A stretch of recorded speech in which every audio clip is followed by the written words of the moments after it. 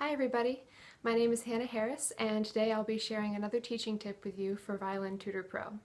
So today's topic is how to play a Strathspey. Now if you're staring at your screen in some state of confusion asking yourself, what is a Strathspey? Don't worry, I actually didn't know what they were until about 4 years ago probably. But now they're one of my favorite types of tunes to play. Strathspeys are commonly played in both Scottish and Cape Breton fiddle styles, but today I'm going to focus more on the Cape Breton version.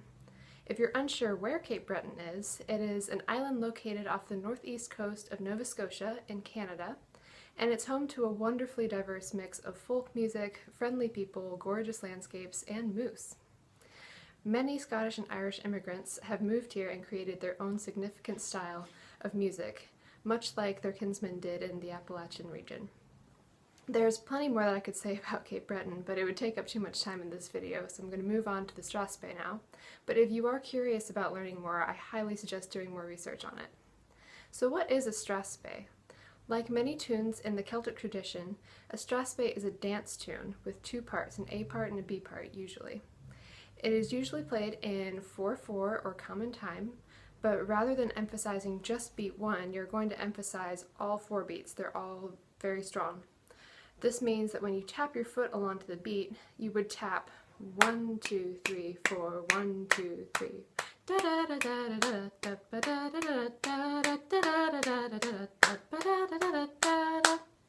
Something like that. So a signature ornament in a Strathspey is called a snap, or also known as a Scotch snap, which you may have heard of before. This means that you play a short note before a dotted note, so it's a bit like an exaggerated reverse dotted note rhythm, like so.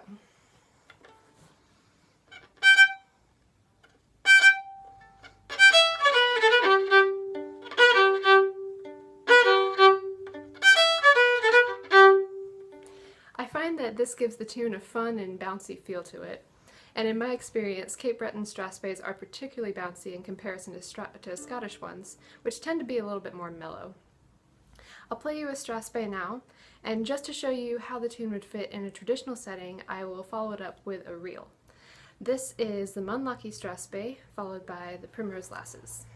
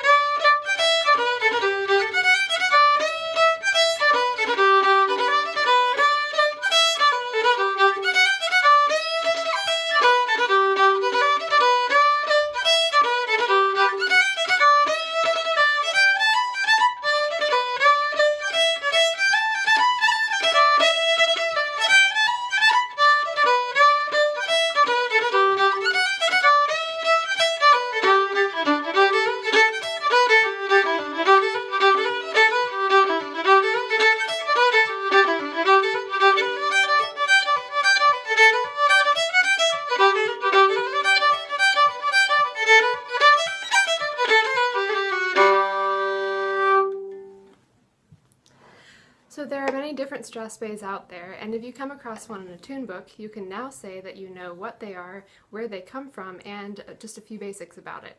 Thanks everyone for listening, and I hope you enjoyed.